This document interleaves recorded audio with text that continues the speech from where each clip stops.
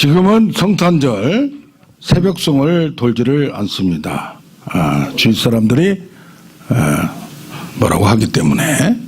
그런데 시골 교회에서 특히 성탄절 새벽송을 돌고 있을 때였습니다. 교회 다니지 않는 할아버지와 할머니 두 분이 사는 집에 가서 성탄절 새벽송을 불렀습니다. 고요한 밤, 거룩한 밤. 그런데 할아버지가 갑자기 나오셔서 아니 어른이 자고 있는데 무슨 짓이야 라고 했다고 합니다. 그런데 이번에는 정말 아기를 키우고 있는 어느 집에 가서 고요한 밤, 거룩한 밤, 아기 잘도 잔다, 아기 잘도 잔다 라고 찬양을 불렀습니다. 그랬더니 또 엄마가 나와서 아니 겨우 우리 아기 재웠는데 아기를 깨우는 거냐고 불평을 했다고 합니다. 믿지 않는 사람들은 이렇게 새벽송의 의미를 모르지만 미국의 어느 교수가 사람의 마음과 생활의 변화를 가져오는 때를 조사를 해봤습니다. 가장 큰 변화를 가져올 때는 배우자가 죽었을 때입니다.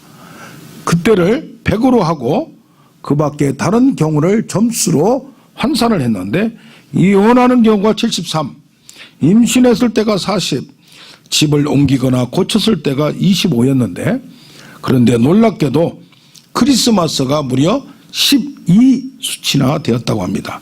그러니까 누구에게나 이 세상에 사는 믿든 믿지 않든 모든 사람에게 크리스마스는 연말과 함께 무언가 새로운 변화를 주는 신호가 되고 있다는 얘기입니다. 오늘 제목을 같이 합니다. 유대인의 왕.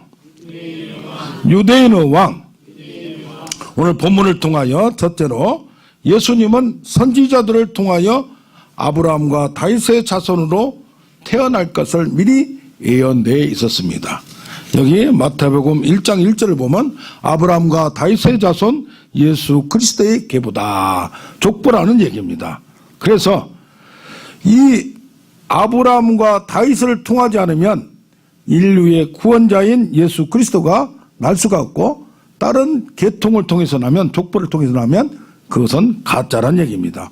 그래서 로마서 1장 3절에 그의 아들 하나님의 아들에 관하여 말하면 육신으로는 혈통으로는 족보로는 다윗 왕의 혈통으로 나셨고 이렇게 말합니다. 그런데 성결의 영 성령으로는 부활의 능력으로 하나님 아들로 이 세상에 왔다고 합니다. 이 복음을 이런 중요한 비밀을 하나님이 선지자를 통하여 그동안 여러 사람을 통하여 이렇게 그의 아들에 관하여 자기가 볼 때는 하나님의 아들을 관하여 성령에 미리 약속되었고 히브리서 1장 1절을 보면 옛날에 선지자들을 통하여 말씀하셨고 이제는 마지막에는 그 아들이 직접 와서 아들을 통하여 우리에게 말한다고 얘기를 합니다. 그렇다면 아브라함이란 단어가 나옵니다. 먼저 아브라함의 족보를 따라서 나야 된다는 얘기입니다. 그런데 아브라함에 대해서 이 얘기가 나왔을 때 창세기로 올라가면 아브라함에게는 자식이 없었습니다. 나이가 들도록 자식이 하나도 없었습니다. 그런데 하나님이 자식을 준다고 약속을 했어요. 도저히 부인도 이제는 경수가 끊어졌고 자기도 노인이 되어서 낳을 수가 없는데 창세기 17장 19절에 뭐라고 하냐면 네 아내 사라가 아들을 낳을 것이니 이름을 이삭이라 하라. 성경에는 이렇게 이름을 미리 얘기해 준 경우가 있어요. 다 그 의미가 있습니다. 이는 내가 그와 그의 후손들에게 약속을 맺어서 언약을 맺어서 영원한 언약, 바로 그 영원한 언약이 무엇이냐? 이삭에게서 나는 자라야 내 씨가 되고 그 내 씨로 말미암아 하나님이 자손을 풍성하게 만들어서 내 씨로 말미암아 왕들이 그 허리에서 나오도록 하고 내 씨로 말미암아 천하 만민이 복을 받게 한다. 그렇게 창세기에 아브라함에게 여러 번 약속을 했습니다. 그런데 또 여기 뭐라고 했어요? 아브라함과 다윗의 자손이라고 했습니다. 다윗의 씨에 대한 그 또 성경이 사무엘상 7장 16절에 나옵니다.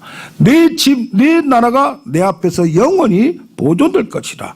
내 왕위가 견고히 서고 무너지지 아니하리라고 말합니다. 그러면서 이 다윗 왕은 죽고 그 후손들이 계속 영원히 무너지지 않는 왕이 될 것으로 그 이스라엘 사람들은 생각을 했습니다. 왜 그러냐면 또 이사야서 9장 6절에 한 아기가 우리에게 하나님 주셨고 한 아들을 우리에게 주셨는데 그 왕은 다윗 왕자와 나라를 영원히 지속할 수 있는 능력 있는 사람이라고 얘기합니다. 또 같은 이사야서 11장 1절에 이새의 줄기에서, 이새란 말은 뭐냐면 다윗의 아버지를 얘기합니다. 이스라엘에서는 뭐예요? 아버지 이름을 누구의 씨로 그렇게 얘기해요. 누구의 아들 이렇게 얘기합니다. 이새의 줄기에서 한 싹이 나오면 그 뿔에서 한 가지가 나서 그 왕위가 영원히 간다고 얘기를 합니다. 또 이것을 중간에 조금 더 올라가면 야곱이가 49장에 12 아들들에게 그의 믿음의 분량대로 축복을 했다고 했어요. 그런데 아버지가 그들에게 말하였고 축복하였는데 각 사람 분량대로 축복을 어떻게 했느냐.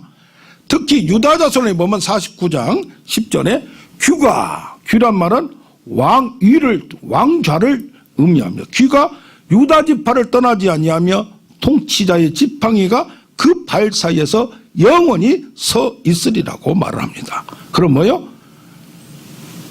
아브라함의 씨인데 야곱의 씨인데 그 중에서도 유다 족속으로 쭉 내려와야 돼요.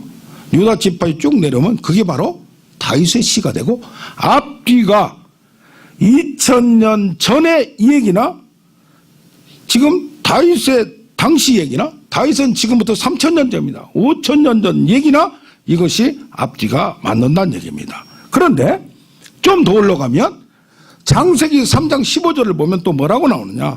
내가 너로 뱀에게 말합니다. 사탄에게 말합니다. 여자와 원수가 되게 하고 내 후손도 여자와 원수가 되게 한다. 이게 뭐요? 사탄하고 여자의 후손과 원수가 되게 한다.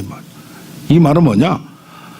인간은 아담이 대표고 이 아담 남자로부터 난 모든 인간은 남자의 자손, 남자의 씨예요.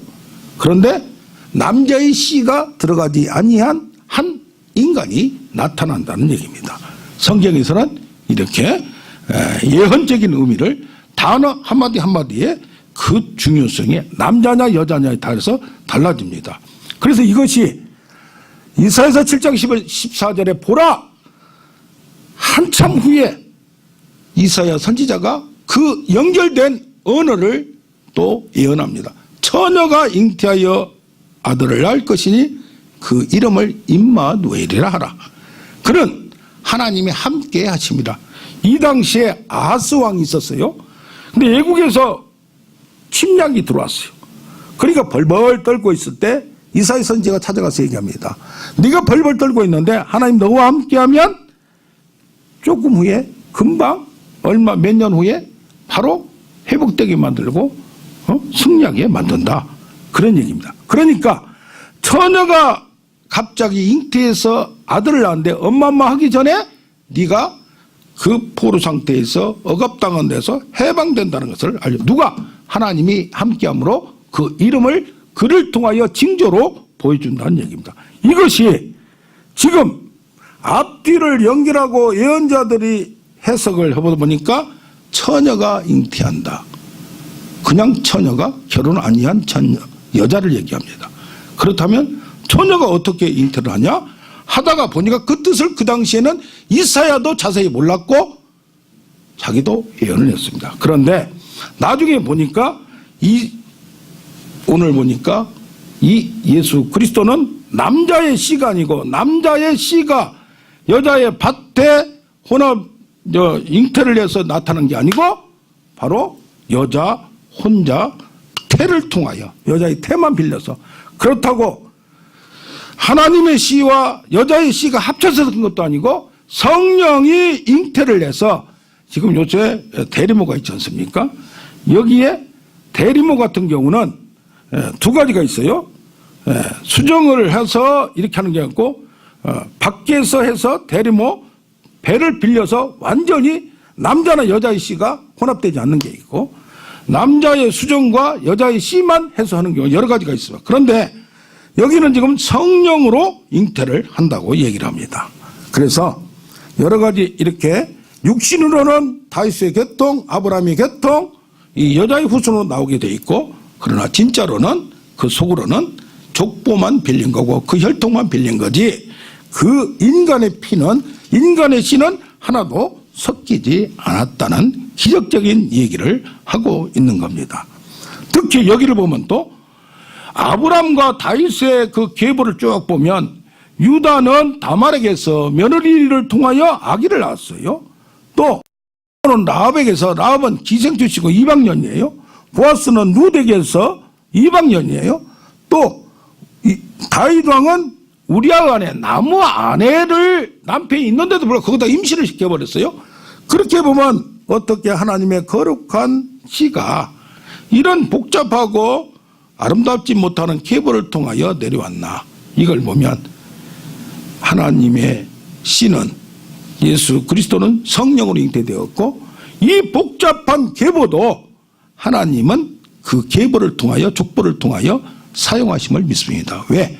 인간은 조금 더 깨끗하냐 덜 깨끗하냐 문제지 완전한 사람은 없기 때문에, 온전한 사람은 없기 때문에 하나님은 그런 계보를 통해서도 영광스러운 성경의 족보에 쓰여 있음을 믿습니다. 아멘. 그러므로 마리아는 성령으로 아기를 낳았다고 이렇게 얘기를 합니다. 올해 그런 일이 있었습니다. 인천의 어느 교회에서 어느 집사님 가정에 아들이 담임 목사하고 얼굴이 비슷하고 모든 몸체가 자라면서 얘는 커가지고 17살이 되었는데 비슷하면서 유전자 감시까지 했습니다. 남편도 있었습니다. 그런데 보니까 세상에 유전자가 비슷한 게 99.99예요. 99.99니까 0.02는 틀리다는 말이라는 얘기예요. 그 사람들은. 그런데 유전자 감식은 100%는 나오지 않습니다. 99가 끝까지 갑니다. 이렇게 하면서 뭐라고 말하냐? 성령으로 잉태된 거다. 아니, 하나님의 역사로 잉태된 거지, 비슷한 거지, 우연이지. 그러면서 결국 사기친 그 목사는 감옥에 지금 가 있습니다. 인간은 그 씨와 밭이 섞이면 어느 부분과는 유전자가 지금 과학적인 것으로 다 증명이 됩니다. 그런데 여기 보면 마리아는 잉태를 했는데 요셉은 전혀 관여하지 않았어요. 그럴 때에 이런 일이 어떻게 생길 수 있냐는 얘기죠. 지금 같으면 예수님이 태어났을 때 유전자 감식을 해서 그걸 검사하면 즉시로 나타날 때 그 당시에는 그런 것도 없었습니다. 아무튼 계보에 상관없이 예수 그리스도는 하나님의 아들로 실제로는 나타남을 믿어지는 여러분 되시기를 원합니다. 아멘. 예, 그러면서 여기 또 특별히 보면 바벨 13절에 여기 보면 뭐라고 나와 있냐면은 바벨론으로 아브라함부터 바벨론까지, 그런즉 17절에 대수가 아브라함부터 다윗까지 14대요, 다윗부터 바벨론까지 14대요, 바벨론부터 지금까지 14대라. 이 뜻이 무엇이냐? 아브라함부터 다윗까지는 왕으로 그 씨가 이 세상에 아브라함한테 내 씨로 말미암아, 천하만민의 법과 내 씨로 말미암아 왕이 배출되리라고 얘기합니다. 그런데 이때까지 왕이 배출되지 않았어요. 다스리는 자가 나온다고 했는데 있지도 않았어요. 그런데 다윗이 갑자기 2대 왕이 돼서 바벨론 끌려갈 때까지 실질적으로 이제는 아브라함의 후손 중에서 왕이 태어납니다. 할렐루야. 무슨 말입니까? 그리고 바벨론으로 끝나면서 예수님 오기 전까지는 이제는 그 왕들이 이어질 수가 없어요. 왜요? 다윗 나라가 영원한다고 하는데 딱 자르고 멸망을 당해버렸어요. 그래서 지금 왕은 뭐요? 헤롯 왕이고, 저 에돔 족속, 이스라엘 유대 족속도 이스라엘 지파도 아니고 에돔 족속 이두메가 어디요? 로마의 정권에 사바사바 해가지고 왕이 돼버린, 돈으로 뺏어버린 거예요. 미혹, 충성함 서약하면서 뺏은 거예요. 그렇다면 뭐예요? 아브라함부터 다윗 때까지는 그 씨로 말미암아 이 왕자가 영원하게 이 세상에 왕이 나타난다고 얘기했어요. 예표를 했어요. 다윗부터 바벨론 포로로 끌려갈 때까지 실제로 다윗 자손이 왕이 됐어요. 이 왕위가 영원히 된다고 약속을 했는데 영원히 되기는커녕 중간에 멸망당하고 나라가 쑥대밭이 되어버렸어요. 왕도 끊어져 버렸어요. 그렇다면 이 예언이 이어지냐 이 말이요. 그 다음부터는 예수님까지 올 때까지는 이제는 이 사람이 와서 총독을 하고 저 사람이 와서 그걸 다스리는 자가 됩니다. 그러니까 다윗 왕 그 후손을 통하여 왕위가 영원히 된다고 하는데 영원히 되질 않았어요. 이게 무슨 뜻입니까? 실질적으로 이 세상의 왕을 의미한 게 아니고 하늘과 땅 우주 만물을 창조하신 하나님의 아들 그 진짜 왕이 지금 온다는 것을 의미하고 있음을 깨닫는 오늘 되길 원합니다. 아멘. 진짜 왕이 세상의 왕 다윗 왕자가 영원히 된다고 하는데 그것도 끊어버렸다 이 말이에요. 이게 뭐냐? 아브라함과 다윗의 씨름을 그 족보로 태어난 어떤 사람이 하늘과 땅의 진짜 왕이 된다는 얘기입니다. 오늘 이런 영적 의미를 발견하는 여러분 되기를 원합니다. 아멘. 그런가 하면 여기 나중에 요한복음에도 보고 복음서에 보면 이제는 이 태어났지만은 아기 예수는 자라납니다. 그런데 요한복음 12장 13절을 보면 어느 명절 때가 되니까 누가 예수님이 예루살렘으로 딱 입성을 합니다. 들어갑니다. 그러면서 나귀 새끼를 타고 딱 가는데 이 세상 사람들이 그 당시 이스라엘 사람들이 여기 뭐요? 쫙 어디 가서 올림픽 메달 타면은 김풍왕부터 그냥 쫙 퍼레이드 하듯이 종로나무를 쫙 깔고 나무를 들면서 사람들이 나와서 퍼레이드를 하면서 뭐라고 말하냐? 주의 이름으로 오시는 이여 이스라엘의 왕이시여 어서 오시옵소서. 왜 그래요? 스가랴서 9장 9절 보면 너희 왕이 나귀 새끼를 타고 오신다 그랬어요. 세상의 왕은 권력을 잡지만은 겸손의 왕으로 평화의 왕으로 나귀 새끼를 타고 들어오는데 그가 바로 진짜 하늘의 왕이라는 것을 보여줍니다. 그러므로 말미암아 그들이 이것을 뜻을 알고 했는지 왜 알고 합니까? 죽은 자를 살리고 오병이어로 많은 사람을 먹이니까 이 사람이 우리나라에 지금 현재 로마의 속박으로 있는데 우리나라의 왕이 된다면 승리할 수 있다. 해방될 수 있다. 성경에 나오는 그 왕이 바로 이 사람이구나 라고 생각하게 되었다는 얘기입니다. 할렐루야. 그래서 영적 의미를 진짜 왕, 그 당시에 예수님 살아있을 때 당시도 이 모든 세상 사람들이 로마의 속박을 받고 핍박을 받고 먹을 것도 없고 이런 것을 먹을 것도 해결해야지 죽은 자도 살려내야지 그러니까 이 사람이면은 우리가 독립되고 우리가 승리하는 것도 문제가 없겠구나 할 수 있다는 얘기입니다. 좀 꺼주세요. 할렐루야. 둘째로 예수님을 이 세상에 아기로 오셨는데 예수님을 만나는 사람도 있고 만나지 못한 사람들도 있습니다. 오늘 보면 예수님을 만나지 못한 사람 세 사람이 있습니다. 첫째 보면 여관 주인이 있는데 명절 때가 되고 뭐 하면은 가격도 올라가잖아요. 지금 뭡니까? 펜션 같은 거 보통 2, 30만 원 하다가 4, 50만 원, 100만 원까지 여름에 올라가고 명절 때 올라갑니다. 문정선시로 여관의 방들이 아무것도 없어요. 빈 방이 없다는 얘기입니다. 그러다 보니까 마구간 같은 그냥 쓰지도 않는 것도 지금 불티나게 나가기 시작합니다. 예수님을 거기에서 지금 두 부부가 예수님을 출산하는 장면이 나타납니다. 이 여관 주인은 그 자기 집에서 찾아오는 예수 그리스도가 하늘의 왕이 이 땅에 오셨는데 그는 알고 있어요? 못 있어요? 모른다. 왜 그래요? 돈이 너무 많이 갑자기 그냥 더블이 되고 트리플이 되고 그냥 그렇게 올라가니까 너무 좋아가지고 바빠 죽겠어요. 빨리 보내고 하나만 더 받으면 돈이 버니까 빨리빨리 유통시키고 빨리빨리 돌리려고 하는 거예요. 하루하루의 재미가 바빠서 돈벌이에 바빠서 너무 분주하다 보면 우리가 하나님을 예수 그리스도를 만나지 못할 때가 있습니다. 할렐루야.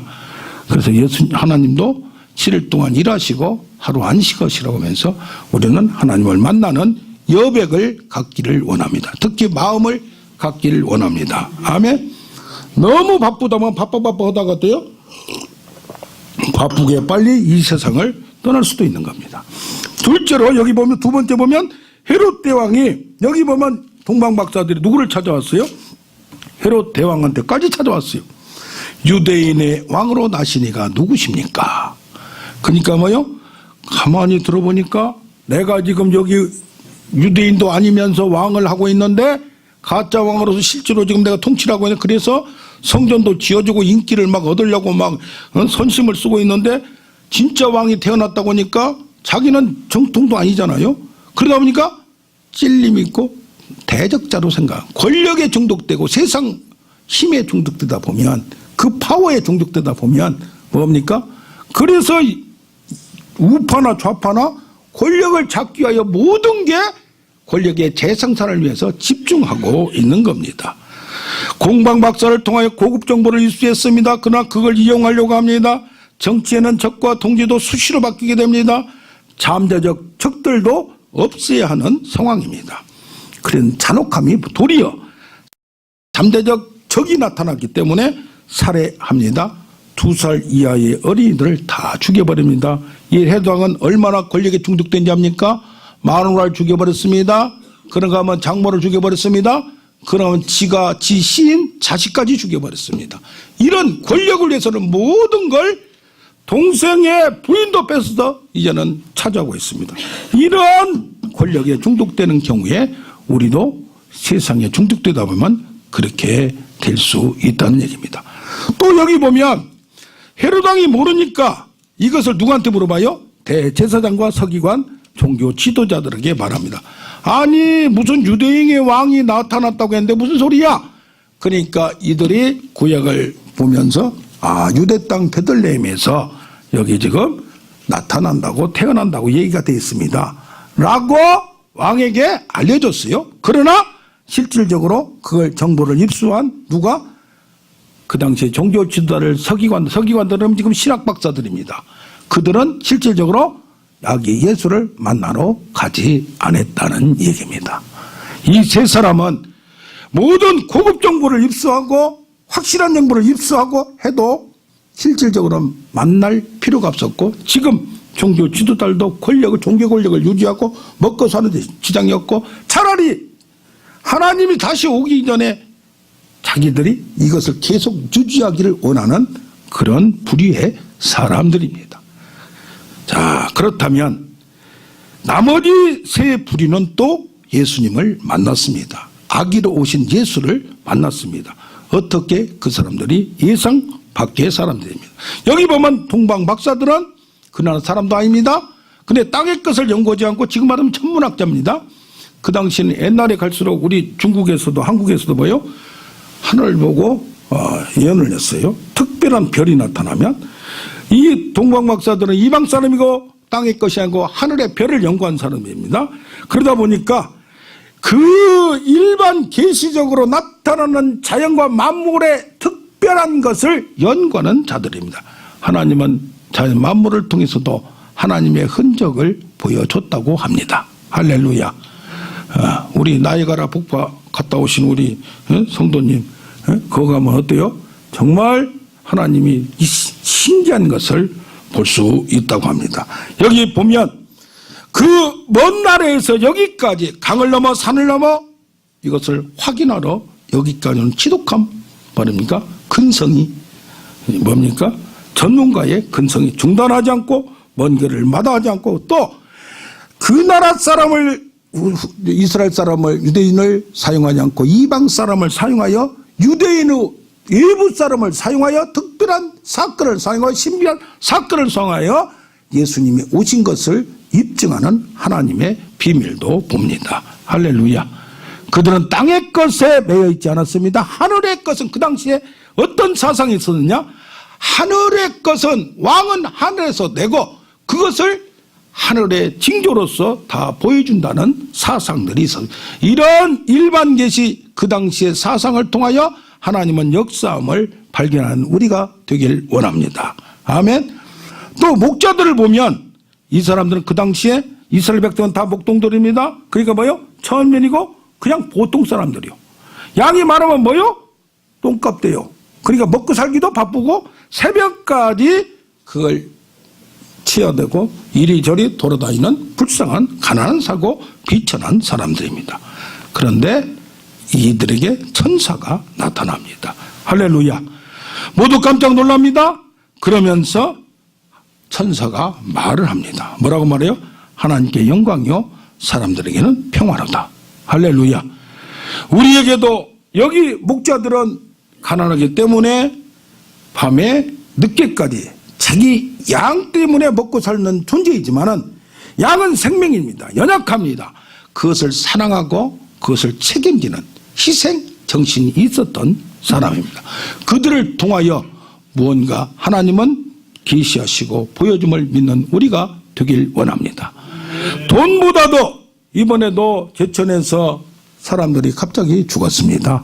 그런데 아버지가 클레인 그 기사 출신이 자기 아들이 또 클레인 기사랍니다. 아들아 지금 어디 있느냐? 불났다. 너 빨리 와라. 그래가지고 보이지도 않는데 아버지하고 아들하고 야 이렇게 저렇게 해가지고 3명을 구조한 걸 봅니다. 할렐루야. 뭐라고 하면서 아들이 뭐라고 합니다. 여기에서 제일 존경하는 아버지고 아버지는 돈보다도 사람을 이제까지 우선시하고 살아왔던 그 아들이 아버지를 존경하고 그 집까지 따라서 하는 걸 봅니다. 결국 사람을 살려내었던 겁니다. 할렐루야. 얼마나 이런 인간미가 중독되어 있어 다른 사람을 죽이는 사람, 거기에 미친 사람, 이기적인 사람들이 아니고 나도 먹고 살기 힘들지만은 그들을 애틋하게 양들을 마음에 품는 이들의 마음을 우리도 갖기를 원합니다. 아멘. 구세군에서 이걸 놓고 이제 크리스마스 때 하지 않습니까? 스님이 갑자기 딱 하더만은 딱 펴놓고 수리 탁 하면서 막 한단 말이요. 그런데 서로 경쟁이 붙었어요. 여기도 갖다 대고 누가 이기냐? 구세군이 이겨라. 스님이 이겨라. 경쟁적으로 불교 신도들이 또 막 갖다 냅니다. 또 기독교 신자됩니다. 그렇게 보니까 가득 쌓았습니다. 거기 보자기에 쭉 쌓였는데 이 스님이 탁 하더만은 탁 좁더만 그것을 어디다 갖다 넣어버려요? 구세군 거기다 탁 놓고 멋지게 착 하는 거예요. 종교를 떠나서 이런 인간미가 좀 있어야 돼요? 없어야 돼요? 멋있잖아요. 박수 한번 쳐줘야 되지 않겠어요? 할렐루야. 아멘. 아멘. 이 세 사람들은 공통점이 있습니다. 자기들이 그 다음에 시몬과 안나는 성전에서 기다리고 성령의 감동은 네가 죽기 전에 구원자를 볼 것이다 라고 할 때 8일 만에 할례로는 예수를 보자마자 시몬도 받고 지금 노인애들입니다. 70, 80 그렇습니다. 그 당시 70, 85고 다릅니다. 그런데 또 안나도 그렇게 하면서 그들을 기다렸고 계시를 받았고 또 기다렸고 마침내 확인했습니다. 동방박사도 마찬가지입니다. 우리가 그냥 할 수 없습니다. 별을 통해서 아니면 천사를 통해서 성령의 감동으로 여러분들을 이 자리에 오게 하고 믿게 만들고 성숙하게 만들 줄로 믿습니다. 모든 어려움을 다 이기고 왔습니다. 결국 예수를 만나고 확인하고 확신하고 돌아간 줄로 믿습니다. 아멘. 저는 오늘 아침에 이걸 묵상하다가 어떤 놈은 못 만나고 어떤 놈은 만났나 하나님이 딱 깨닫겠죠. 헤롯 대왕과 동방박사. 헤롯 대왕은 뭐요?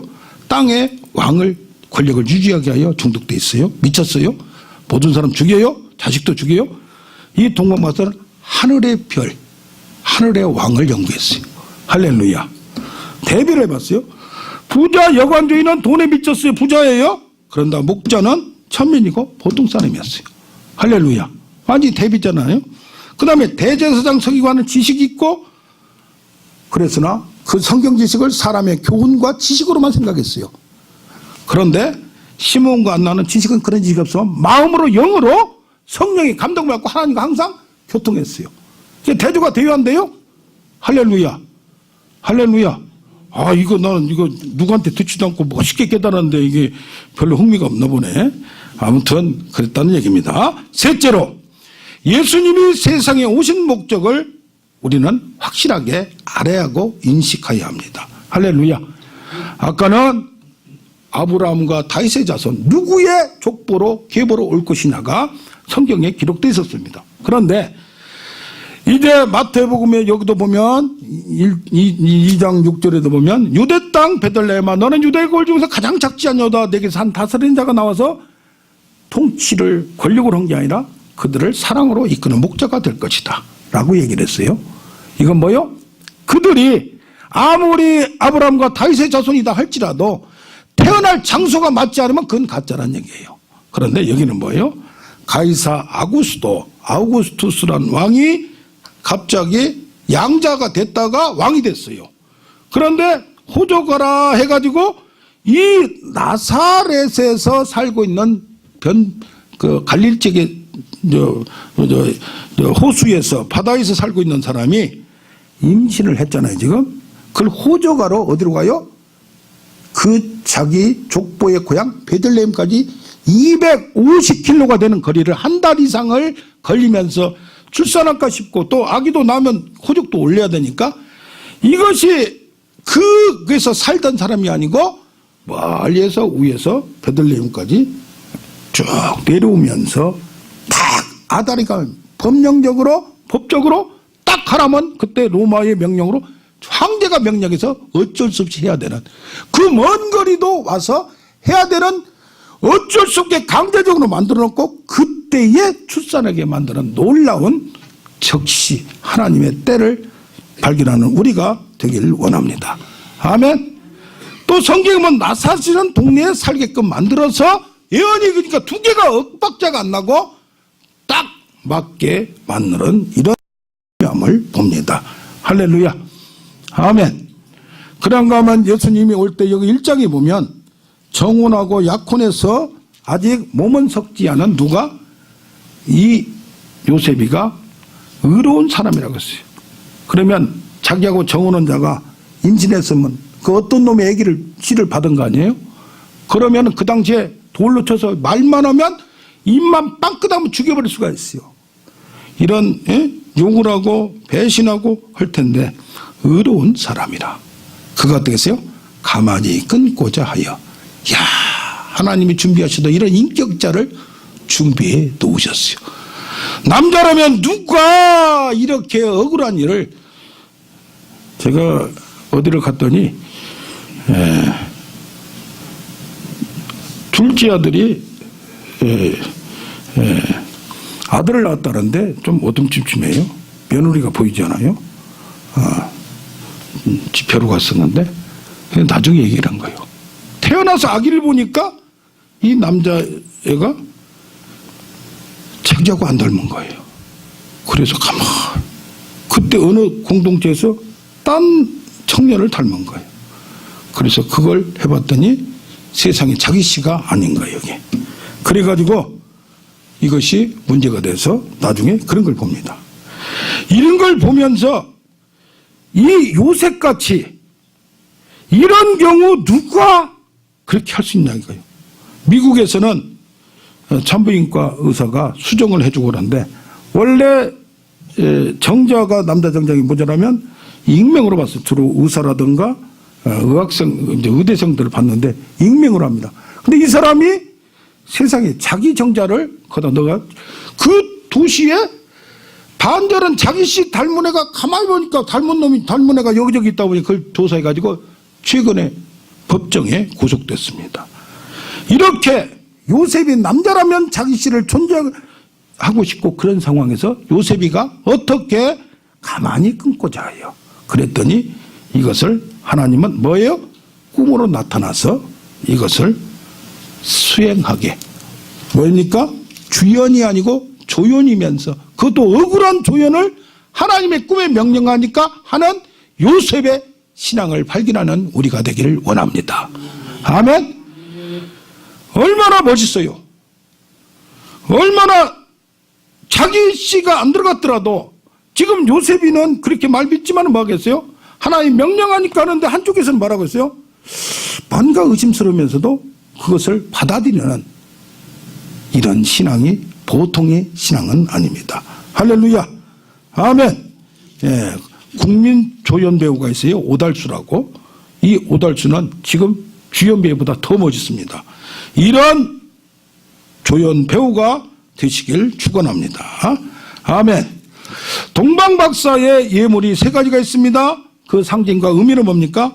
황금을 줬어요. 영원히 변치 않아요. 제일 비싸요. 이건 왕권을 의미합니다. 하늘의 왕, 유대인의 왕이란, 여기 유대인의 왕으로 나신 이가 누구냐 했어요. 할렐루야. 그런가 하면 유황은 향기를 내며 어떤 경우에도 더러워도 향수를 뿌리면 냄새가 진동하잖아요. 좋잖아요. 이것이 왕으로 오신 예수님이 이 세상에 살 때 누구도 할 수 없는 예수님의 삶을 보여줌을, 그 향기를 우리는 예수를 나타내는 향기가 되길 원합니다. 아멘. 몰약은 뭡니까? 부패하지 않도록, 시체가 부패하지 않도록 넣는 것이 방부제입니다. 뭐예요? 예수님의 죽음을 의미하고 그 죽음의 깊은 것을 말합니다. 할렐루야. 오늘 간증 하나 하고 마치도록 하겠습니다. 성탄식도 있으니까. 미국의 1860년대 최대 부흥사 무디 목사님이 선생이 있었습니다. 근데 설교 전에 생키라는 가수가 찬양을 탁 하면 신금을 흘려요. 성령이 잠잠하게 강하게 우리 선교사님 얼마나 마음을 진동을 해줘요. 자, 그렇게 탁 하는데 12월 24일 날 누가 찬양을 하는 목자의 노래라는 캐롤송을 불렀어요. 그러니까 어떤 사람이 듣고 있다가 혹시 당신 북군이지 않았어요? 남군과 북군, 미국이 싸울 때 북군이지 않았습니까? 그걸 어떻게 합니까? 그랬더니 내가 1862년 12월 24일 크리스마스 이브 날 남군의 수색대원으로 저 북군에 깊이 들어가서 변장하고 총을 갖고 있었어. 근데 어떤 놈이 밤중에 이 찬양을 부르는데 너무 간더러져가지고 푹 빠지면서 보초병이, 지금 북군의 보초병이 그 찬양을 하고 있는 거예요. 그래서 총을 쏠려다가 이 거룩한 날 크리스마스 이브 날 그것도 이런 찬양을 부르는데 저놈을 쏘기에는 좀 내가 너무 악하게 보인다 해가지고 그걸 접고 살짝 도망왔대요. 무슨 얘기입니까? 예수님의 그 찬양 하나로 자기 목숨을 살린 것을 봅니다. 할렐루야. 뭘 의미합니까? 예수로 말미암아 우리가 우리 생명이 구원받았음을 확신하는 우리가 되길 원합니다. 아멘.